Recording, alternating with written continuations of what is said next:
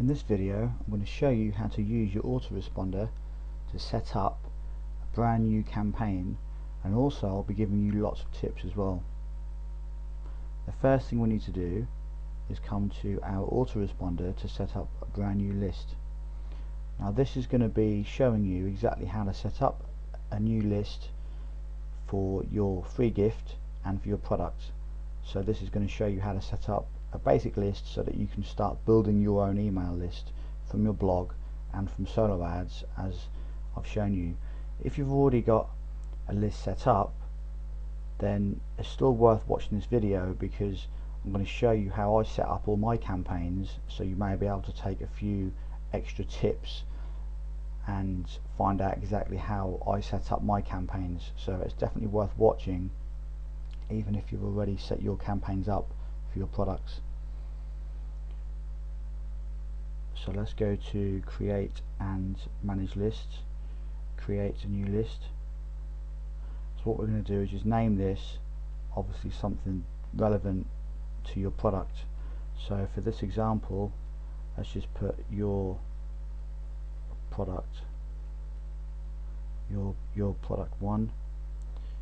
And what I usually do most of the time, I include numbers in the list name, so then you can separate the prospects from the buyers. So usually number 1 most of the time, this is obviously if it's available, then number 1 will usually be the prospects, and number 2 will be the buyers, and then 3 will be maybe the upsell, 4 will be another product, obviously a buyers list. But usually the if it's got no number at all, or if it's got a number 1, then I usually keep those for prospects. This is how I organise my list, and it's quite a simple way, quite an easy way to do it. So we're going to save this as your product number 1, and what you do is, and a nice little tip as well, what I tend to do is put little brackets here and then put your product there, so when they get an email from you, they can see what the email is about. Although your name will be there, if you've subscribed to a list to do with AdSense, then it could be called AdSense list, or making money with AdSense, or something like that. So this is a good little tip that I include in my campaigns as well. If you are subscribed to my Extreme Cash Profits, you'll see that I've got Extreme Cash Profits in there, so people know at a glance that that is what the email is about. So that's what I usually do. Your product, obviously your email address from notifications is when every time you get a brand new subscriber, you get an email, and I usually put new subscriber in there and my email. Okay, so save settings. So we've done that. You can put a description in there as well. It's entirely up to you. I'm not going to spend too long on this. Personalize your list. I don't usually bother with any of that. You want to try and keep things fairly simple. If you want to include Facebook and Twitter and all these extra icons and social media widgets, then by all means do that, but I don't. I like to keep things nice and simple. Confirmed opt-in. I usually turn this off. The reason why you must turn this off is because if you don't turn it off, then you're not going to be able to use a one-time offer. Save this. Confirmation success. You can leave that. It doesn't make too much difference if you leave that blank.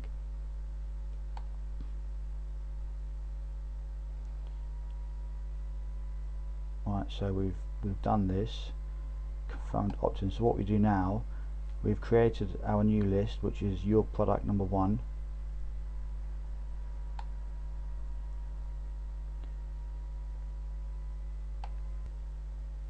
And what we need to do as well, remember, is create a buyers list.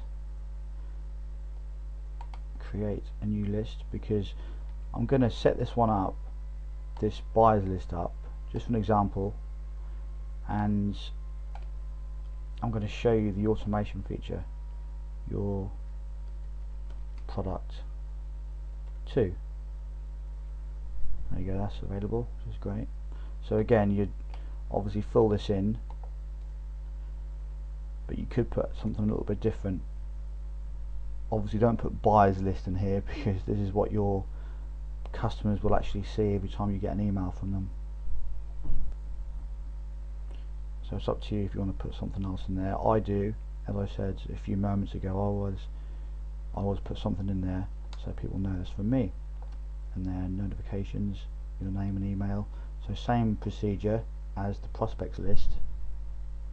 However, when you come to confirmed opt-in, you want to leave that on, because personalize your list, don't worry about that. Confirmed opt-in, I leave this on. Okay, you must leave this on. It doesn't, obviously you're not going to be using one-time offers and any of that, because this is where people will be coming to download your product, so they have to confirm in order to get your emails and their actual product that they purchased. So save settings. So what you do now is you go to the automation feature, because what you want to happen is whenever somebody subscribes to your product number 2, you want them to unsubscribe from your product number 1. If you remember what I showed you in one of the earlier videos, it's important to do this because you want to obviously separate your buyers from your prospects, from the people that want free information to the people that become part of your customer base. So what we do, we go into automation. So what we do to number 2,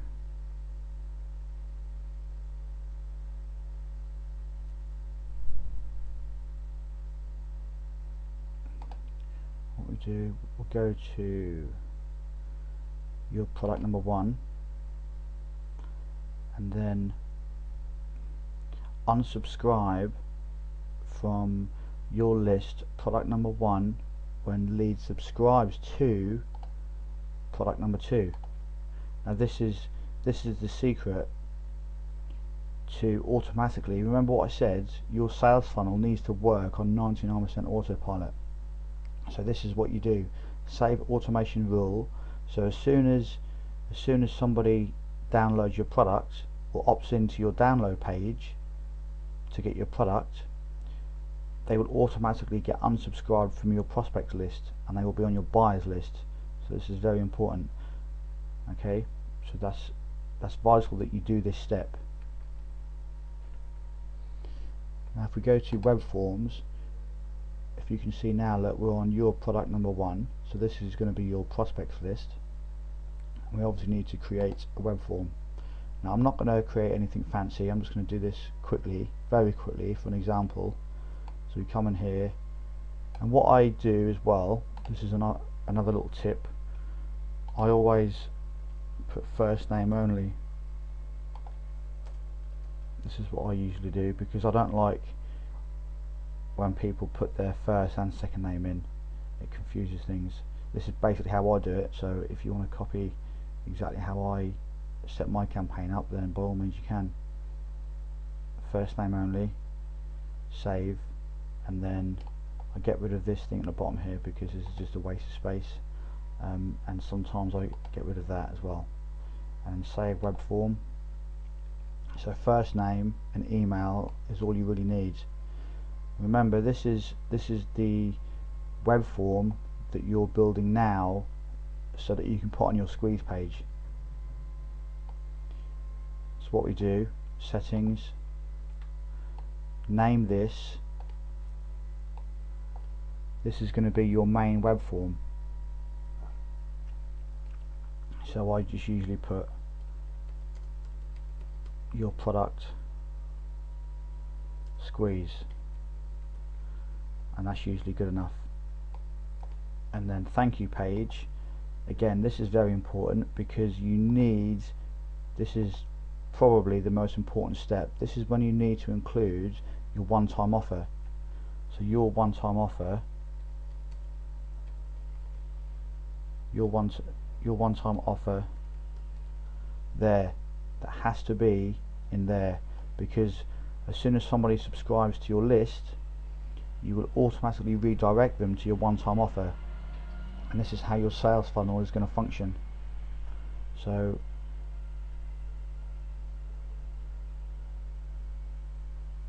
you want to save your web form. So everything's done. It doesn't appear to be valid. Okay, so let's put google.com in there, but this is obviously going to be your one-time offer.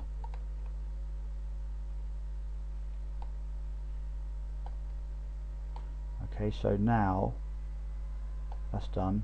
Just save that again. I'm not sure if that's saved. Yep, and then go to publish, and then you get your HTML. I will install my form, raw HTML, and then you've got your web form, and that's done. So that you then put this into your web page. In my case, I would go over to my extreme cash profits and obviously put that in this template here.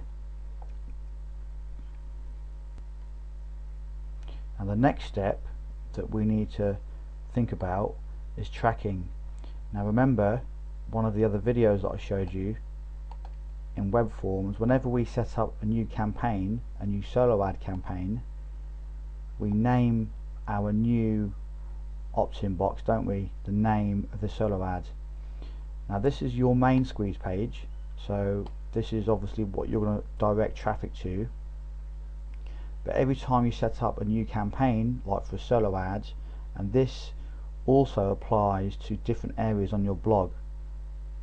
Again, this is another vital tip. So say if you've got a blog and you have a sidebar and you've got an opt-in box in your sidebar, you can set up a brand new tracking link so you can track opt-ins just from your sidebar. Obviously it's all going to go to the same list, because this web form will create opt-in forms based on this list here. So it won't create any problems. All of your traffic will still go down the same funnel, but you'll just have different opt-in forms so you can track, and so you can identify the most profitable areas where your subscribers come from. And then in a few days or weeks time, or even months, you can see whenever someone makes a purchase, you can see which opt-in box that person come from, or which area around the internet they come from, if you've set different tracking links up, different opt-in boxes. But as I said, I would generally only ever use your blog to funnel traffic to your squeeze page. You can, if you use any external traffic methods, you can send traffic like directly from videos to your squeeze page. You can do that, that's fine, but I would recommend that you generate all your traffic to your blog, because as I said, your blog will act as a pre-selling tool, and then you can generate traffic or funnel traffic from your blog to your squeeze page that way, and you'll find that your traffic and your subscribers will be a lot more targeted and a lot more pre-qualified. So in here you can set up different tracking opt-in forms for your blog, so that's very important as well. Now if we go to your product number 2, remember this list here, product number 1 is your prospects list. This is where all of your prospects will come through, and then we'll get your free gift. Now let's go to our buyers list, which will be your product number 2. And what we do, create a new web form. Remember, when we set this up, the confirmed opt-in was on, wasn't it? That's important. So we've got our opt-in here. Again, we can change first name. We can change this first name only. You can do that if you like, and save, and then take this off here, take that off there, save web form. Now this particular link here, sorry, not link, opt-in box in front of you, this is going to be settings, this is going to be your download page. So I usually put download page in there. Thank you page, I usually put the smart video version because that's fairly cool. Excuse me. Download page, and then save a web form. I mean, you can put product download page or whatever, but I'll just leave it like that for now. And then we go to publish, and then again I will install my form, raw HTML, and then you include this into your squeeze page template. So whatever squeeze page template you use, you obviously just need to include this within your squeeze page so you can generate your opt-in form. Now this code here is for our download page, remember. So as soon as somebody makes a purchase, they will after they've paid with PayPal, they will be redirected to a download page. Now I'm going to show you an example of what I use for my download page. This is a very basic page, but remember, this type of page doesn't have to be anything fancy and special, because all you're doing at this point is giving people their actual product that they paid for. So it doesn't have to be anything special. All you need is a basic opt-in box and a little bit of text up here just to say thank you for purchasing the course or their product. Enter your name and email in the box below, and then they will do that. So this is when having a confirmed opt-in is important, because obviously you want all your buyers and all your customers to confirm their email, so they don't get put so all your emails don't go to their junk folders. It's obviously important, and this is how you need to do it. This is a very simple download page, but it works, and you don't need to make it any more difficult than what it is. This is all you need, is just a basic page. So for me, I generate my traffic to this page. They obviously go through. If they make a purchase, then they obviously come to my download page here, and then they enter their name and email, and then I will immediately send them all of my videos for free. Not for free, this is my product, sorry. So this is how you can set up your campaign and your products to do the exact same thing. So you set up your prospects list as we mentioned, and then you set up your buyers list. Use the automation rule, so as soon as they subscribe to product number 2, which is your buyers list, they will automatically unsubscribe from your prospects list. That's very important. You must segment your lists. So if we just quickly run through exactly what we've talked about in this video, we've set up a brand new campaign in your autoresponder. We've set up the automation feature, which I've just mentioned, is very important. You can include your first name only in the opt-in box. That's a little tip that I use. Confirmed opt-in is only for your buyers lists. For your prospects list, it's obviously important not to have a confirmed opt-in, because you won't be able to use your one-time offer if you have a confirmed opt-in. Including, I mean, using your confirmed opt-in, you can still send people to a product after they've confirmed, but it generally doesn't work as well if you send people to their email first to confirm, and then you send them to a product after that, a one-time offer. It doesn't work as well that way. This is why I leave my confirmation off, and I automatically send people the moment they opt in. They get redirected. It works better for me, but again, you can test it and see what works best for you. Including a one-time offer URL in your setup, that's obviously important. Make sure you include a link. Tracking when you use solo ads, and whenever you use different opt-in boxes on your blog. I did briefly go through that. That's obviously very important.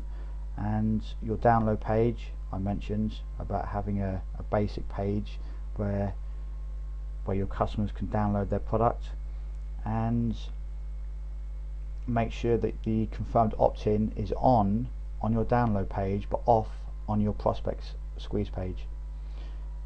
So that's it. There's a lot of information that I've covered in this video, but you can obviously watch it as many times as you wish until you get all the information. So I hope you've enjoyed the video, and I will see you in the next one.